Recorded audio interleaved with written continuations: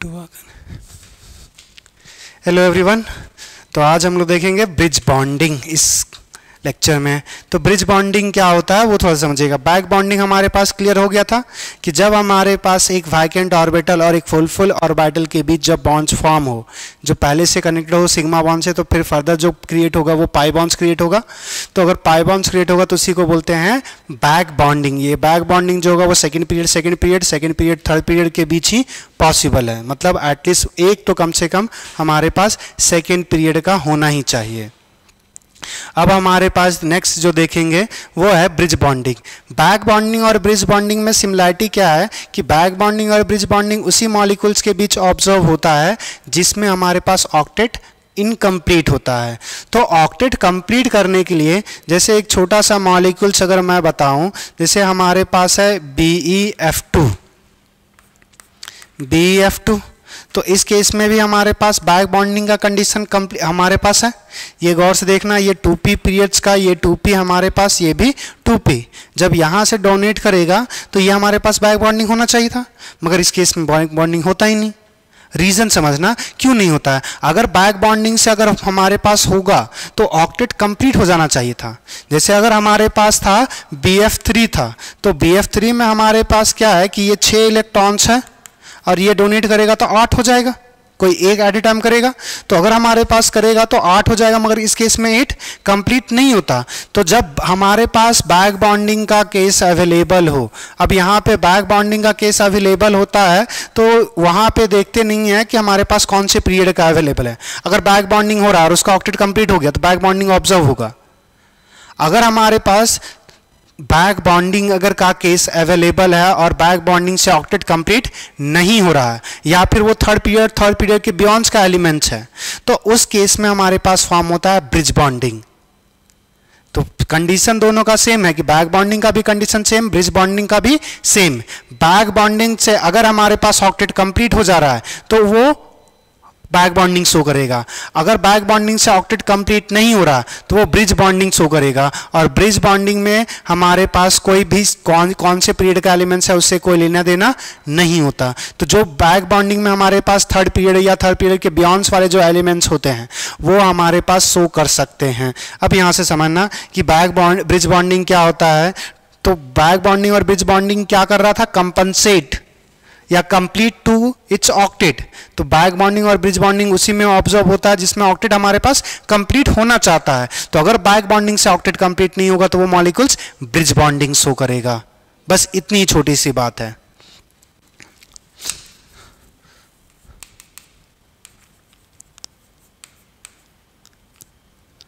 इसमें पहले तो ब्रिज बॉन्डिंग समझाते हैं कि bridge bonding is a special type of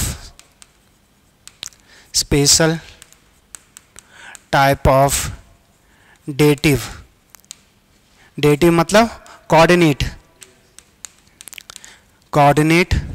bonds, special type of coordinate bond which is formed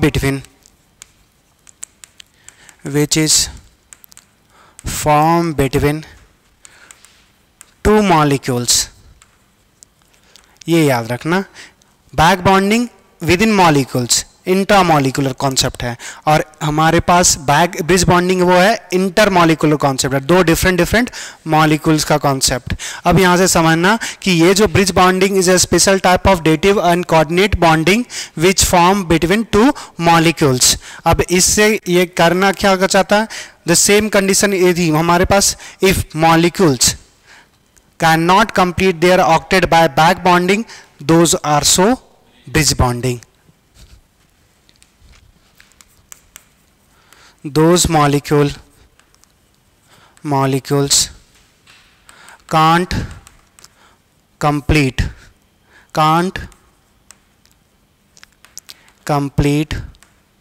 octet by back bonding, they form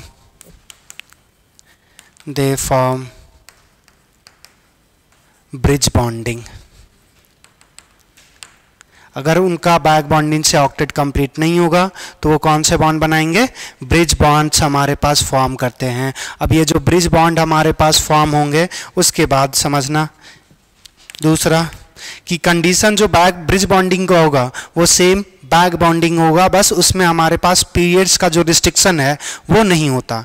एक के पास वैकेंट ऑर्बिटल होना चाहिए और एक के पास फुलफिल ऑर्बिटल्स होना चाहिए। तो यहां से condition for bridge bonding is one have vacant orbital and other have fulfilled orbitals। बस इतना ही छोटा सा बात है कि एक के पास हमारे पास वैकेंट ऑर्बिटल होना चाहिए, दूसरे के पास फुलफिल होना चाहिए, तो हमारे पास मॉलिक्यूल्स क्या करेगा, ब्रिज बॉन्डिंग शो करेगा। और ब्रिज बॉन्डिंग वही मॉलिक्यूल शो करेगा जिससे ऑक्टेट कंप्लीट नहीं हो रहा है। तो जैसे अभी हम लोग कुछ देर पहले बात कर रहे थे BH2 की बात, अगर हम करें BH2, जैसे अगर हमारे पास है B, हमारे पास F और ये F, इसमें बैक बॉन्डिंग का कंडीशन अवेलेबल है, 4 इलेक्ट्रॉन्स है इसके पास, अगर बैक बॉन्डिंग कर देगा 6 होगा, ऑक्टेट कंप्लीट नहीं होगा। तो इस केस पे जो मॉलिक्यूल्स होता है ब्रिज बॉन्डिंग से हमारे पास एक छोटा सा एक लाइन और कि बाय अगर आप ब्रिज बॉन्डिंग बनाएगा तो मॉलिक्यूल या तो डाइमराइज हो जाएगा या तो पॉलीमराइज हो जाता है। डाइमराइज और पॉलीमराइज मतलब 2 मॉलिक्यूल्स मिलके आपस में बॉन्ड बन रहे तो डाइमर, 3 मॉलिक्यूल्स आपस में ही कनेक्ट हो गया तो ट्राइमर, 4 मॉलिक्यूल्स आपस में कंबाइन कर गया तो पेंटामर, हेक्सामर, हेप्टामर, इस तरह चलते जाएगा। मगर जब हमारे पास इसी चीज को जब बहुत बड़ा नंबर बढ़ जाए तो उसी को बोल देते हैं पॉलीमर्स।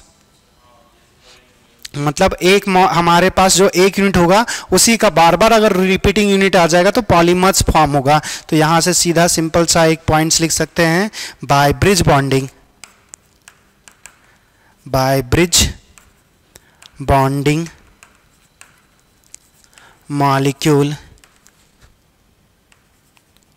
molecule get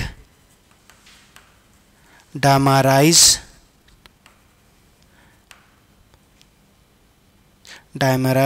और polymerize, या तो डाइमराइज हो जाएगा या तो पॉलीमराइज हो जाएगा। तो अब इस चीज को थोड़ा सा समझना, यहाँ पे BF2 के केस में हमारे पास इस केस में क्या था कि मॉलिक्यूल्स का ऑक्टेट कंप्लीट नहीं हो रहा था।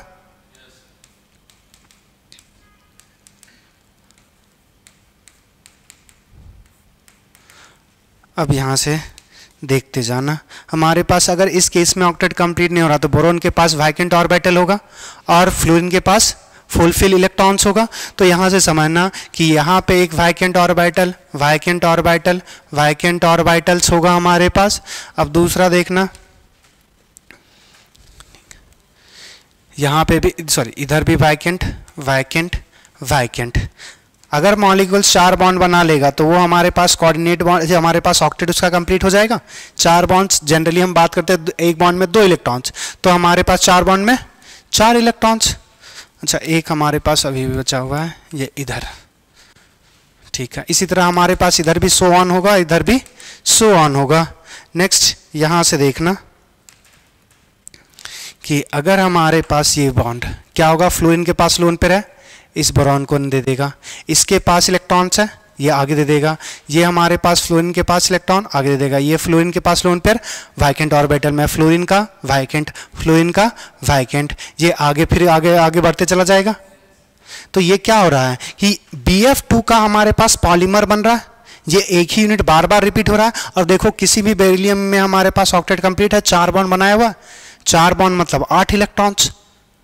तो इस तरह ब्रिज बॉन्डिंग से क्या कर दिया, मॉलिक्यूल्स अपना ऑक्टेट कंप्लीट कर दिया। दूसरा इसी चीज का थोड़ा सा और एक एग्जांपल देखो, जैसे अगर हमारे पास है Al, यहाँ पे Cl, यहाँ पे Cl, यहाँ पे Cl, फिर हमारे पास Al, Cl और यहाँ पे Cl। अब हमारे पास है क्या कि एक वैकेंट ऑर्बिटल होगा, यहाँ पे भी वैकेंट ऑर्बिटल होगा।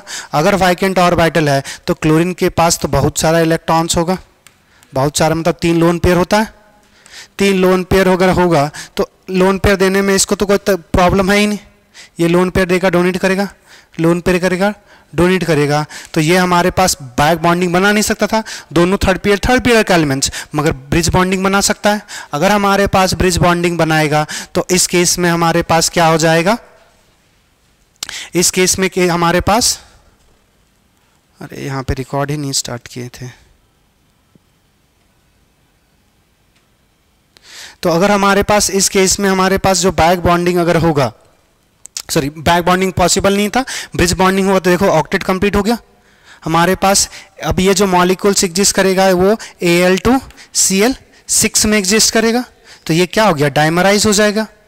अगर हमारे पास और एल्युमिनियम ले लेंगे तो पॉलीमराइज भी हो सकता है। तो हमारे पास ब्रिज बॉन्डिंग से मॉलिक्यूल्स क्या हो सकते हैं, पहला तो ये ब्रिज बॉन्डिंग क्यों फॉर्म करेगा, क्योंकि उसका इनकम्प्लीट ऑक्टेट था। बैक बॉन्डिंग से अगर पॉसिबल नहीं है तो हमारे पास वो ब्रिज बॉन्डिंग में एग्जिस्ट करता है, और ब्रिज बॉन्डिंग से या तो मॉलिक्यूल्स डाइमराइज हो जाएगा या तो पॉलीमराइज हो जाएगा। तो यहाँ से कुछ मॉलिक्यूल्स देखना जो हमारे पास ऐसा फेनोमेना शो करते हैं।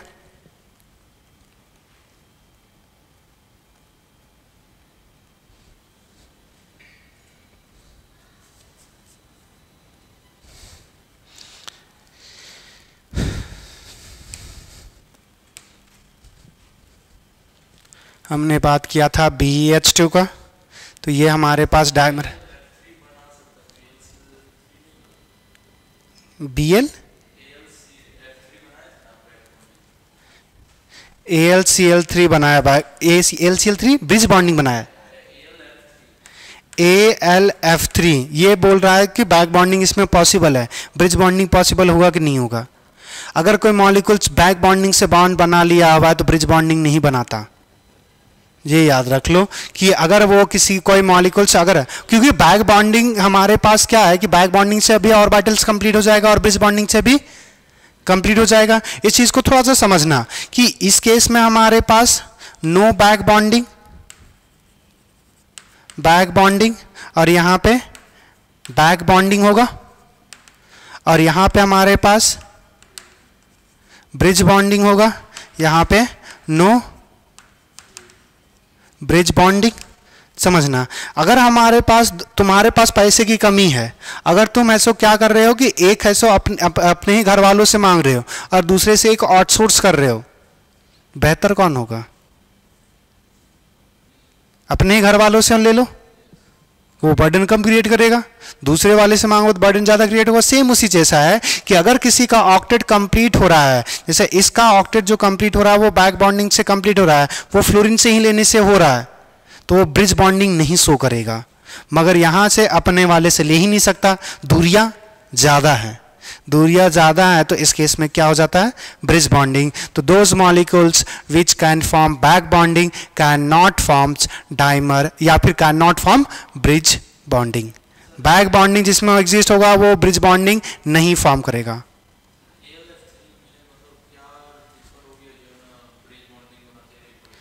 ये थर्ड पीरियड है, सेकंड पीरियड, इससे अरे वो टेंडेंसी बात कर रहे थे, जब हाइड्रोलिसिस की बात कर रहे थे, एसिडिक असेंट की बात कर रहे थे, तो वो हमारे पास टेंडेंसी की बात कर रहे थे कि वो धीरे धीरे, ऐसा थोड़ी होता है कि हमारे पास आया है फिर खत्म हो गया तुरंत, वो आते थे धीरे धीरे टेंडेंसी कम होगी। और वो जब सिग्निफिकेंट मानते हैं कि जो ब्रिज बॉन्ड, जैसे अगर एक हमने क्वेश्चंस लिया था हाइड्रोलिसिस का या और कुछ का, तो BF3 में बोला था कि हाइड्रोलिसिस हमारे पास कम होगा या लेविस एसिडिक कम होगा, मगर AF3 में ज़्यादा होगा और उससे बाद वाले में कम होगा, बढ़ते जाएगा, इस तरह हमने बात किया था। वहाँ पर हम ये बात कर रहे हैं कि अगर बैक बॉन्डिंग हो रहा था धीरे धीरे हमारे पास टेंडेंसी घटेगी, बैक बॉन्डिंग टेंडेंसी घटेगी, तो वो ऐसा नहीं है कि वो गायब हो जाता है, वो एग्जिस्ट करता है, मगर वो जो हमारे पास इफेक्टिव ही नहीं हो पाता। तो यहां पे इफेक्टिव है, हाँ, तो यहां पे 3p का रीजन यहाँ 3p 2p का है। तो बैक बॉन्डिंग में यही दो कंडीशन था, या 2p 2p के बीच हो या 2p और 3p के बीच हो। तो यहाँ पे हमारे पास 2p 3p हो गया बैक बॉन्डिंग। बैक बॉन्डिंग से इसका ऑक्टेट कंप्लीट, तो ब्रिज बॉन्डिंग सो ही नहीं करेगा। अगर घर वालों से पैसा लेने के लेकर अगर काम हो गया तो फिर दूसरे से पैसे लेने की जरूरत नहीं है। मगर घर वालों से इतनी दूरियां बना लिए हो कि बाहर वाला ज्यादा करीबी लग रहा है, तो फिर करना। और दूसरा बात है कि घर वाले से भी लेकर पैसा अगर काम नहीं हो रहा है, घर वाले से पैसा लोगे तब भी तुम्हारा काम नहीं होगा, बाहर से आउटसोर्स करना ही पड़ेगा, तो पूरा आउटसोर्स बाहर से कर लेता है। जैसे BF2 अगर घर से ले सकता है पैसा, मगर उससे उसका काम नहीं चलेगा, बाहर से लेगा तो उसका काम चल जाएगा। तो यही हमारे पास पॉलीमराइज हो चुका था। अच्छा, इसी में बहुत सारे मॉलिक्यूल्स ले सकते हो जिसका डाइमर ट्राइमर हमारे पास फॉर्म होगा, जिसमें बैक बॉन्डिंग होगा। उस केस में बस नहीं लेने हैं, बैक बॉन्डिंग जिसमें ऑब्जर्व नहीं होगा तो उसका डाइमर ट्राइमर टेट्रामर बना सकते हो। अब यहां से थोड़ा सा बात करेंगे हमारे पास B2H6 की। ये हमारे पास B2H6 या फिर हमारे B2H6 जिसको बोलते हैं डाइबोरेन।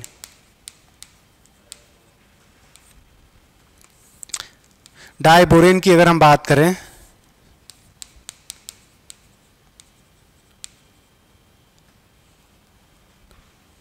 अच्छा का बार बार गलत लिख रहे हैं। डाइबोरेन की अगर हम बात करेंगे तो डाइबोरेन में हमारे पास ब्रिज बॉन्डिंग जिस करता है, मगर थोड़ा सा यहाँ पे फेनोमेना चेंज हो जाता है। अगर फेनोमेना चेंज हो जाएगा तो उस चीज़ को थोड़ा सा समझेंगे। अब यहाँ से क्लियर देखना, अगर हमारे पास BH3 है, सॉरी BH3 जब होता है तो वो हमारे पास इसका अगर मोनोमर्स की बात करें तो BH3 है, ये डाइमराइज हुआ होगा।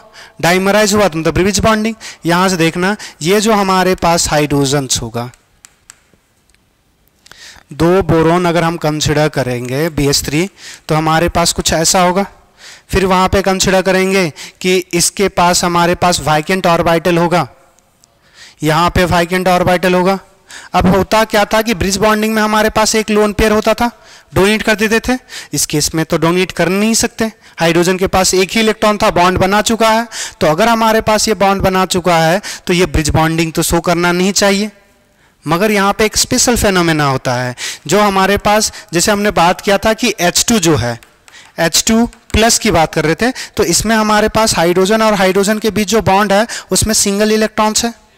अगर सिंगल इलेक्ट्रॉन से बॉन्ड बन सकता है तो वही चीज हमने बोला था कि MOT जो एक्सप्लेन करता है कि बॉन्ड जो होगा वो ऑड इलेक्ट्रॉन्स का भी हो सकता है, एक का भी हो सकता है, 3 का भी हो सकता है। जैसे हमने बात किया था ClO2 की, तो इसमें क्लोरीन में क्या होता है कि एक तो डबल बॉन्ड होगा और एक में क्या होता है 3 इलेक्ट्रॉन्स आ जाते हैं। ये 3 इलेक्ट्रॉन्स हैं। तो यहाँ पे हमारे पास ऐसा ही कुछ होता है कि बॉन्ड्स बनने हमेशा जो जनरली जो बॉन्ड देखते हो वो 2 एटम के बीच 2 इलेक्ट्रॉन्स होता है। सिर्फ वही बॉन्ड बना ले कोई जरूरी नहीं है, वो हमारे पास ज़्यादा कम हो सकता है। तो बस हमने वहाँ से मॉलिक्यूलर ऑर्बिटल से ये समझा था कि अगर मॉलिक्यूल्स के पास बॉन्ड ऑर्डर अगर 0 आ रहा है तब एग्जिस्ट नहीं करेगा, अगर 0 से थोड़ा भी जितना आ रहा है मतलब एग्जिस्ट करेगा, और एग्जिस्ट करेगा तो बस वही चीज़ देखना है। अब यहाँ से समझना कि यहाँ पे हाइड्रोजन के पास क्या है कि यहाँ पे है 2 इलेक्ट्रॉन्स, बोरोन और हाइड्रोजन का। यहाँ पे क्या है, ये 2 इलेक्ट्रॉन्स, ये क्या करते हैं, फ्लक्चुएट करते हैं। फ्लक्चुएट करेंगे तो यहाँ पे जो 2 इलेक्ट्रॉन्स हैं यहाँ पे मूव करेंगे और यहाँ पे 2 इलेक्ट्रॉन्स आ जाएगा। तो हाइड्रोजन हमारे पास इस केस में इधर से बॉन्ड बना लेगा और इधर का बॉन्ड टूट जाएगा। फिर दूसरा केस क्या हो गया कि ये 2 इलेक्ट्रॉन्स फिर वापस इस केस में आ जाएगा, तो हाइड्रोजन फिर इधर से बॉन्ड बना लेगा। फिर दूसरा भी इसी तरह सेम चीज कि ये जो 2 इलेक्ट्रॉन्स है यहाँ पे मूव करेगा और फिर ये हाइड्रोजन यहाँ पे 2 इलेक्ट्रॉन्स आएगा, तो हाइड्रोजन जो है वो इधर से कनेक्ट हो जाएगा। दूसरा केस है कि ये जो 2 इलेक्ट्रॉन्स है हमारे पास, ये 2 इलेक्ट्रॉन्स फिर इधर चला जाएगा, तो हाइड्रोजन फिर इधर से कलेक्ट हो जाएगा। तो ये क्या होता है, बार बार फ्लक्चुएट होता रहता है और फ्लक्चुएट के कारण हमारे पास स्ट्रक्चर्स में चेंजेस आ जाता है। और स्ट्रक्चर्स में क्या चेंजेस आएगा वो थोड़ा सा देखना।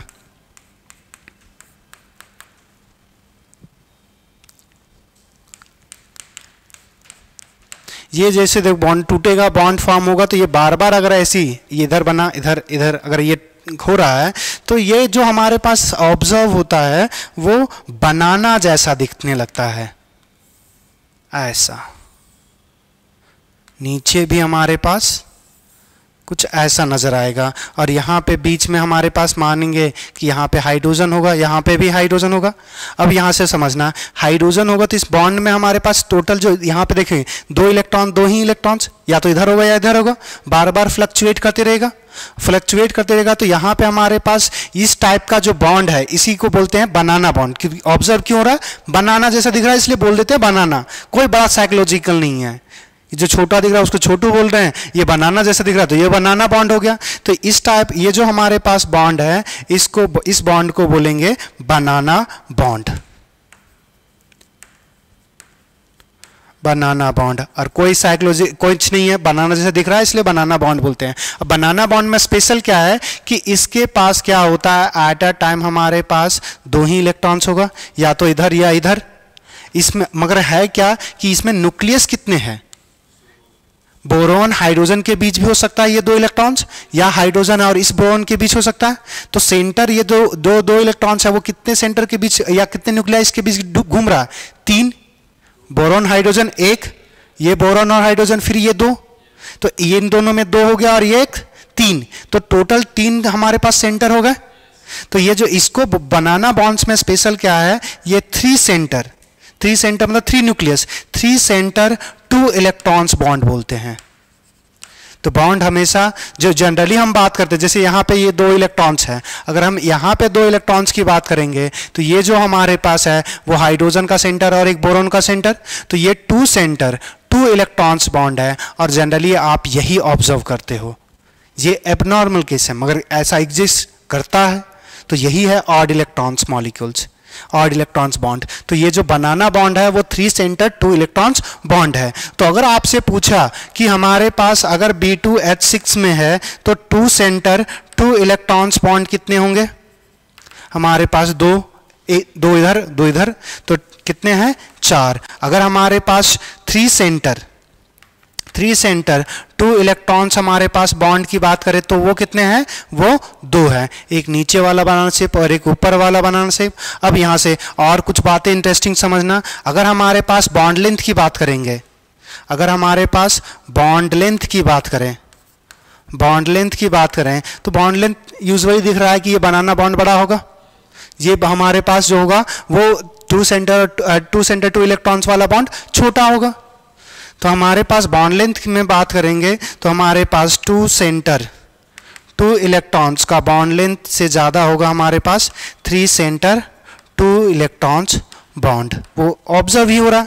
दूसरा बात और समझना कि अगर हम बॉन्ड स्ट्रेंथ की बात करें तो बॉन्ड स्ट्रेंथ बॉन्ड लेंथ के इनवर्सली प्रोपोर्शनल होता है, जितना ज़्यादा बॉन्ड होगा उतना ज़्यादा हमारे पास बॉन्ड स्ट्रेंथ कम होगा। मगर इस केस में बस उल्टा होता है, तो इसलिए ये इंपॉर्टेंट है। 2 सेंटर 2 इलेक्ट्रॉन से बॉन्ड स्ट्रेंथ जो ज़्यादा होगा वो 3 सेंटर 2 इलेक्ट्रॉन्स बॉन्ड का होता है। ऐसा क्यों होता है वो समझना कि ये जो 2 इलेक्ट्रॉन्स होंगे वो फ्लक्चुएट करते रहेंगे बार बार, तो फ्लक्चुएशन से क्या होता है, दोनों को पकड़ के खींच के रखेगा। अगर खींच के रखेगा तो बॉन्ड स्ट्रॉन्गर होगा। ये फ्लक्चुएशन के कारण दोनों बहुत ज़्यादा हाईली अट्रैक्टेड होगा, और हाईली अट्रैक्टेड होगा तो बॉन्ड स्ट्रेंथ ज़्यादा होगा, और बॉन्ड स्ट्रेंथ ज़्यादा होगा तो हमारे पास ये बॉन्ड टूटेगा ही नहीं इजीली। अगर हमारे पास रिएक्शंस भी होता है ना तो ये साइड वाले हाइड्रोजन्स टूटेंगे क्योंकि बॉन्ड एनर्जी इनकी कम है, और यहाँ पे बॉन्ड एनर्जी ज़्यादा है तो यहाँ पे रिएक्शंस होता ही नहीं है। ये पी ब्लॉक्स में देखोगे इसके रिएक्शंस, तो जब पी ब्लॉक्स आप पढ़ोगे 12th में तो उस केस में देखना कि यहाँ पे रिएक्शंस पॉसिबल नहीं होता, साइड वाले में पॉसिबल होता है। रीज़न वही है कि बॉन्ड स्ट्रेंथ हमारे पास बनाना बॉन्ड्स का ज़्यादा होता है as compare to 2 center 2 electrons bond. अब यहाँ से समझना, अब हमारे पास एंगल की बात करेंगे। जैसे यहाँ पे अगर हम बात कर रहे हैं, ये जो एंगल है वो हमारे पास θ1 है, यहाँ पे जो एंगल है वो θ2 है, और यहाँ पे बात करेंगे तो θ3। तो अगर हम एंगल की बात करें तो हमारे पास जो एंगल होगा वो ज़्यादा कौन सा होगा, θ3 ज़्यादा होगा। क्यों? रिपल्सन की वजह से। गलत सोच रहे हो, रिपल्सन सही है आंसर, रिपल्सन से ही आंसर आएगा। मगर हमारे पास जो तुमने जो सोचा ना, देखो यहां से, यहां पे 2 इलेक्ट्रॉन्स है और यहां पे 2 इलेक्ट्रॉन्स, यहां पे 2 इलेक्ट्रॉन है मगर वो फ्लक्चुएट कर रहे हैं, तो 2 इलेक्ट्रॉन से मान सकते कम रिपल्सन होगा, तो बॉन्ड पेयर के बीच रिपल्सन होगा। यहाँ पे 4 इलेक्ट्रॉन का रिपल्सन, यहाँ से 4 इलेक्ट्रॉन का कम का रिपल्सन, यहाँ पे और कम हो जाएगा। जितना कम रिपल्सन उतना वो क्लोज होगा। तो अगर हमारे पास रिपल्सन के बेसिस पे, तो यहाँ पे जो θ1 होता है वो सबसे ज़्यादा होगा, θ2 उससे कम होगा और θ3 तो सबसे कम होगा। वही रीज़न है हमारे पास सीधा सिंपल कि यहाँ पे 4 इलेक्ट्रॉन का रिपल्सन, एग्जैक्ट 4 इलेक्ट्रॉन का, तो रिपल्सन ज़्यादा है। यहाँ पे 4 इलेक्ट्रॉन से कम का होगा क्योंकि ये फ्लक्चुएट करते रहेगा, तो हमारे पास कम है। और यहाँ पे दोनों में फ्लक्चुएट कर रहा है, तो यहाँ पे भी 2 से कम, यहाँ पे भी 2 से कम, तो टोटल 4 से तो और कम आ जाएगा। तो 4 से और कम आ जाएगा तो हमारे पास इसमें कम रिपल्सन होगा, तो बॉन्ड ये आ जाएगा, बॉन्ड एंगल। ये हमारे पास B2H6। इसी के आगे डिस्कस कर सकते हो कि इसमें और भी बहुत आगे जो पढ़ोगे पी ब्लॉक्स में पढ़ोगे इसके केमिकल रिएक्शंस। तो हमने बनाना बॉन्ड एक्सप्लेन कर दिया। तो बनाना बॉन्ड्स बस BH3 में फॉर्म होता है। रीज़न वही है, बनाना बॉन्ड्स फॉर्म होने का रीज़न क्या है कि ये 3 सेंटर 2 इलेक्ट्रॉन्स बॉन्ड है। 3 हमारे पास सेंटर है बोरॉन, हाइड्रोजन, बोरॉन का, उसी के बीच इलेक्ट्रॉन्स मूव कर रहा है और उसी फ्लक्चुएशन के कारण जो बॉन्ड अपेयर होता है वो बनाना जैसा दिखता है। क्लियर? तो हमारे पास यहाँ तक जो कोऑर्डिनेट बॉन्डिंग था वो कंप्लीट हो चुका। क्या था? सीधा कोऑर्डिनेट बॉन्डिंग। देखो यहाँ पे भी बना है हमारे पास, किसी भी एक एटम का अगर टोटल इलेक्ट्रॉन्स का कंट्रीब्यूशन हो तो वही तो कोऑर्डिनेट बॉन्ड। बैक बॉन्डिंग में भी क्या फुल और वाइकिन के बीच कर रहे थे, तो सारा ये कोऑर्डिनेट बॉन्ड का टाइप है। नेक्स्ट हम लोग क्लास में आयनिक बॉन्ड्स के बारे में डिस्कस करेंगे और उसके बाद टाइप ऑफ हमारे पास इंट्रैक्शन जो वीक बॉन्ड्स की बात किए थे वो, और उसके बाद chemical bonds complete. Thank you everyone.